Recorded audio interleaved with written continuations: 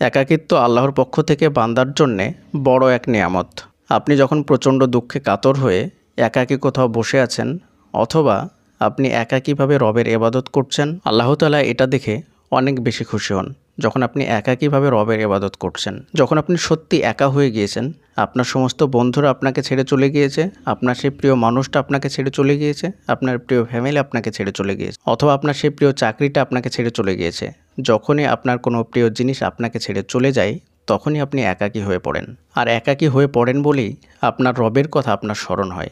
তার আগে কিন্তু রবের কথা স্মরণ হয় না। তার আগে আপনি একটু সময়ও বের করতে পারেন না রবের ইবাদত করার জন্যে।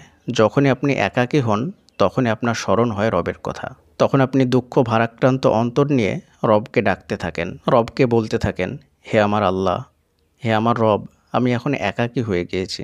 আমাকে ছেড়ে আমার প্রিয় জিনিসটা, প্রিয় মানুষটা, প্রিয় চাকরিটা ছেড়ে চলে গিয়েছে। তখনই আপনি সময় পান সুন্দরভাবে অজু করে গভীর রাত্রে উঠে জায়নামাজটা বিছিয়ে রবকে ডাকার, রবের সঙ্গে কথা বলার, রবের সঙ্গে সুসম্পর্ক তৈরি করার। তার আগে আপনার জীবনে কখনোই এই সৌভাগ্য হয় না যে গভীর রাত্রে সবাই যখন ঘুমন্ত থাকবে তখন উঠে রবকে একটু ডাকবেন, রবের সঙ্গে একটু কথা বলবেন। হ্যাঁ, আপনি ভালো আছেন, আপনার কোনো কিছুর প্রয়োজন নেই, কিন্তু আল্লাহকে এতটুকু তো বলতে পারেন গভীর রাত্রে উঠে, হে আল্লাহ, তুমি আমাকে অনেক কিছু দিয়েছো, যার জন্যে আলহামদুলিল্লাহ। কিন্তু না, সেটা আমরা বলি না।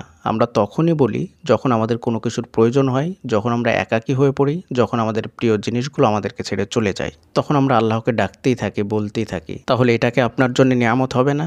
কারণ আপনি একাকিত্ব না হলে, প্রিয় জিনিসটা ছেড়ে না গেলে রবের সান্নিধ্য তো আর পেতেন না, বা রবের সান্নিধ্যে আসতেন না। আপনি একাকী হয়েছেন বলেই তো আপনি রবের কাছে আসছেন। আপনার রবের কাছে আসাটা তো একটা সৌভাগ্য। কারণ ভালো সময় তো আপনি কখনোই রবকে স্মরণ করেননি, ভালো সময় কখনোই তো আপনি রবের সান্নিধ্যে আসেননি, রবকে ডাকেননি, রবকে শুকরিয়া জানাননি। একাকিত্ব আল্লাহর পক্ষ থেকে সত্যি বান্দার জন্য এক বড় নিয়ামত। অনেক কিছু হারিয়ে ফেলেছেন ঠিকই, কিন্তু আপনি রবকে পেয়েছেন। সেই প্রাচুর্যের কি দরকার, যেই প্রাচুর্যে থাকা অবস্থায় রবের সান্নিধ্য পাওয়া যায় না, রবকে চিনতে পারা যায় না? তার চাইতে শতগুণ একাকিত্ব ভালো, যেই একাকিত্বে রবের সান্নিধ্য পাওয়া যায়।